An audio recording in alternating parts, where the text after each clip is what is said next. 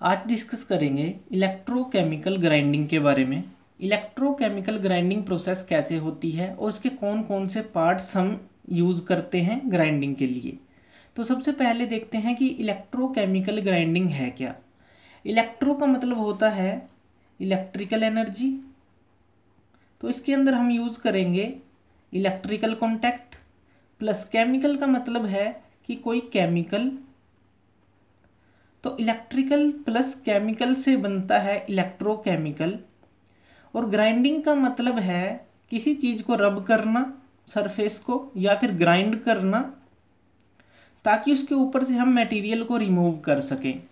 तो electrochemical grinding 3 words का mixture है, इलेक्ट्रिकल, केमिकल और रबिंग या फिर ग्राइंडिंग। तो इलेक्ट्रिकल, केमिकल और ग्राइंडिंग के थ्रू हम मटेरियल को रिमूव करेंगे और डिज़ायर्ड प्रोडक्ट तैयार करेंगे। तो इलेक्ट्रोकेमिकल ग्राइंडिंग के बारे में कुछ बेसिक पॉइंट्स हम पहले डिस्कस कर लेते हैं। इसको हम एनोडिक मशीनिंग भी बोलते हैं, एनोडिक मशीनिंग, क्योंकि जो हम मटेरियल रिमूव करेंगे वो एनोड से करेंगे, तो इसलिए इसको एनोडिक मशीनिंग भी हम इसको बोलते हैं। या फिर हम इसको इलेक्ट्रोलाइटिक ग्राइंडिंग भी बोलते हैं, इलेक्ट्रोलाइटिक ग्राइंडिंग, कुछ भी आप इसको बोल सकते हैं, क्योंकि इसके अंदर हम इलेक्ट्रोलाइट का यूज़ करेंगे मटेरियल को रिमूव करने के लिए। आप इसको एनोडिक मशीनिंग भी बोल सकते हैं या फिर इलेक्ट्रोलाइटिक ग्राइंडिंग भी आप इसको बोल सकते हैं। इसके अंदर हम यूज़ करेंगे एब्रेसिव व्हील, एब्रेसिव व्हील जो ग्राइंड करेगा वर्क पीस को।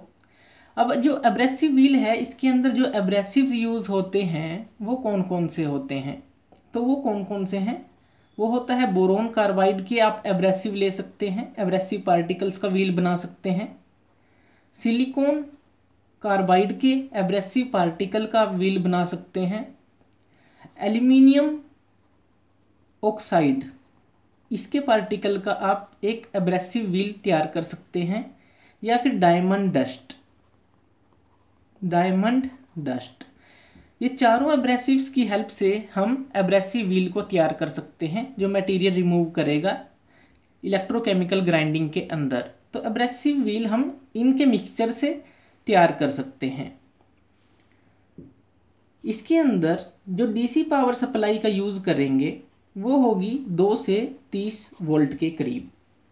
तो 2 से 30 वोल्ट के करीब हम डीसी पावर सप्लाई इसको देंगे।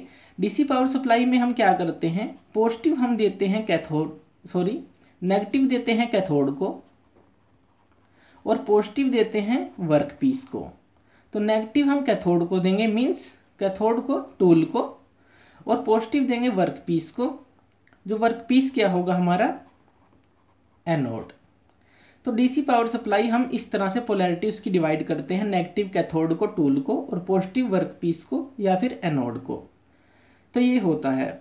और इसको हम यूज़ किस लिए करते हैं, अगर एक्सट्रीमली हार्ड सरफेस है हमारे पास, एक्सट्रीमली हार्ड, बहुत ही हार्ड सरफेसेस के लिए हम इसको यूज़ करते हैं इलेक्ट्रोकेमिकल ग्राइंडिंग में, जो कन्वेंशनल मशीनिंग के थ्रू ईजिली हम ग्राइंड नहीं कर सकते या मटेरियल रिमूव नहीं कर सकते। जैसे कि एक्सट्रीमली हार्ड में क्या है, आपके सीमेंटेड कार्बाइड आते हैं, सीमेंटेड कार्बाइड, तो सीमेंटेड कार्बाइड आपके इसके अंदर आते हैं। हार्डन्ड स्टील आते हैं, जो पूरे हार्डन्ड स्टील हैं, हार्डन्ड स्टील आ गए इसके अंदर।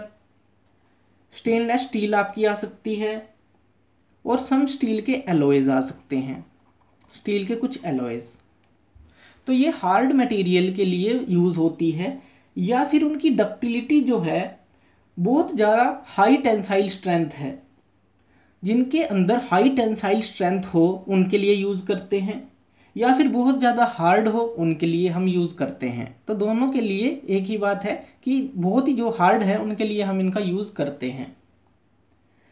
तो देखते हैं अब इसकी वर्किंग को इस डायग्राम के थ्रू कि ये कैसे काम करता है।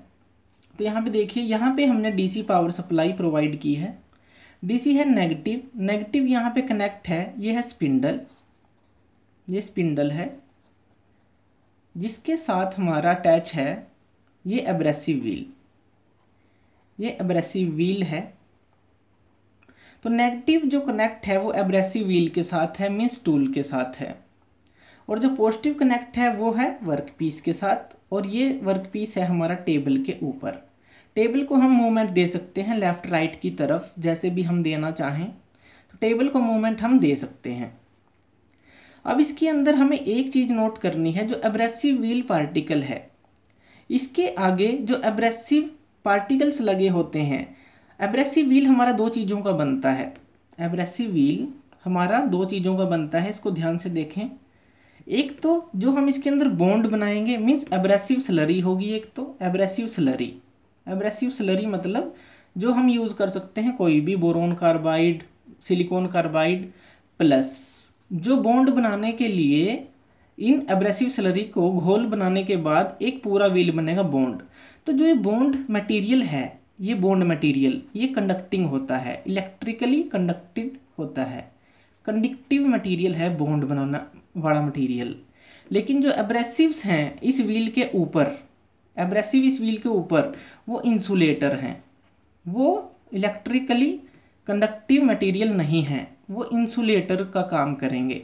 तो एब्रेसिव जो व्हील है वो दो चीज़ों का बनेगा, एब्रेसिव स्लरी प्लस जो एब्रेसिव स्लरी के साथ मिलकर बॉन्ड बनाएगा जो मिक्सचर है। तो बॉन्ड जो है वो है कंडक्टिव होगा, इलेक्ट्रिकली कंडक्टिव, इलेक्ट्रिसिटी उससे पास कर सकती है, इलेक्ट्रिकली वो कंडक्टिव होगा। लेकिन एब्रेसिव स्लरी इंसुलेटर का काम करेगी, उससे इलेक्ट्रिसिटी पास नहीं करेगी। तो इस जो व्हील के बिल्कुल ऊपर होंगे ये एब्रेसिव स्लरी के पार्टिकल होंगे, जो इन दोनों के बीच में अगर ये इससे कांटेक्ट होता है तो इलेक्ट्रिकली कांटेक्ट इनमें नहीं होगा, ये इंसुलेटर होंगे। लेकिन जो बॉन्ड पार्टिकल्स हैं इस व्हील के, जब इलेक्ट्रोलाइट इन दोनों के बीच में आएगा तो वर्कपीस और बॉन्ड पार्टिकल्स के बीच में इलेक्ट्रिकल कांटेक्ट होगा।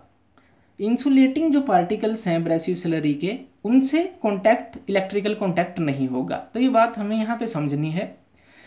तो इसके अंदर देखिए डीसी पावर सप्लाई हमने नेगेटिव दिया है इस टूल को और पॉजिटिव दिया है वर्कपीस को। यह है टेबल, मूवमेंट कर सकती है। और यहाँ पे है इलेक्ट्रोलाइट। इलेक्ट्रोलाइट हम कौन सा यूज़ करते हैं? इलेक्ट्रोलाइट आप यूज़ कर सकते हैं कोई भी वाटर के अंदर साल्ट NaCl का आप यूज़ कर सकते हैं, सोडियम क्लोराइड या फिर सोडियम नाइट्रेट का आप यूज़ कर सकते हैं, कोई भी आप यूज़ कर सकते हैं जो इलेक्ट्रिकली कंडक्टिव हो। और यहाँ पे है पंप। ये पंप क्या करेगा, इस सारी इलेक्ट्रोलाइट को ऊपर की तरफ खींचेगा, तो ये पंप करेगा इसको। पंप यहाँ पे है फिल्टर। ये फिल्टर क्या करेगा, फिल्टर करेगा इस सारे इलेक्ट्रोलाइट को। ये है प्रेशर गेज। प्रेशर गेज क्या काम करेगा, चेक करेगा कि प्रेशर है जो रिक्वायर्ड है या कम है या ज़्यादा है। फिर आगे आ जाता है फ्लो मीटर। फ्लो मीटर या फिर फ्लो रेगुलेटर आप इसको बोल सकते हैं, जो फ्लो को रेगुलेट करेगा। और आगे है नोज़ल। नोज़ल क्या काम करेगी, नोज़ल इस सारे इलेक्ट्रोलाइट को इस वर्कपीस और इस टूल के बीच में स्प्रे करेगी। जैसे ही यहाँ से इलेक्ट्रोलाइट स्प्रे होगा व्हील और वर्कपीस के बीच में, तो इन दोनों के बीच में एक इलेक्ट्रिकल कॉन्टैक्ट बनेगा जो बॉन्ड मटेरियल है व्हील का और वर्कपीस का, और इनके बीच में एक केमिकल रिएक्शन स्टार्ट हो जाएगी। नेगेटिव्स पॉजिटिव की तरफ अट्रैक्ट होंगे, मीन्स ये नेगेटिव है, तो नेगेटिव पॉजिटिव की तरफ आएंगे, जो पॉजिटिव हमारा वर्कपीस है, और पॉजिटिव हमारा नेगेटिव की तरफ जाएंगे। तो एक केमिकल रिएक्शन होगी, तो वर्कपीस का मटेरियल डिसॉल्व होना स्टार्ट हो जाएगा। प्लस जो हमारे ये इंसुलेटिंग पार्टिकल एब्रेसिव व्हील के चारों तरफ लगे हुए हैं, वो इसकी ऑक्साइड लेयर को रब करते रहेंगे। तो उससे क्या होगा, जल्दी से जल्दी जैसे ही ऑक्साइड लेयर यहाँ पे बनेगी, केमिकल रिएक्शन होगी, ये इंसुलेटिंग पार्टिकल उसके खोद के उसको बाहर निकाल देंगे, उसको रब करके बाहर निकाल देंगे। तो प्रोसेस जल्दी से जल्दी चलती रहेगी, ये इसको साफ करता रहेगा, केमिकल रिएक्शन होती रहेगी, तो प्रोसेस हमारी तेज हो जाती है इससे। तो हम इलेक्ट्रोकेमिकल ग्राइंडिंग को इलेक्ट्रोकेमिकल मशीनिंग प्लस ग्राइंडिंग भी बोलते हैं, कि इसके अंदर दोनों चीज़ें होती हैं, तो दोनों का मिक्सचर है ये। तो इस तरह से इलेक्ट्रोकेमिकल ग्राइंडिंग वर्क करती है। तो थैंक यू वीडियो देखने के लिए, और ज़्यादा अपडेटेड वीडियोज़ के लिए आप मेरे चैनल लर्न एंड ग्रो पे मुझे सब्सक्राइब कर सकते हैं। Thank you.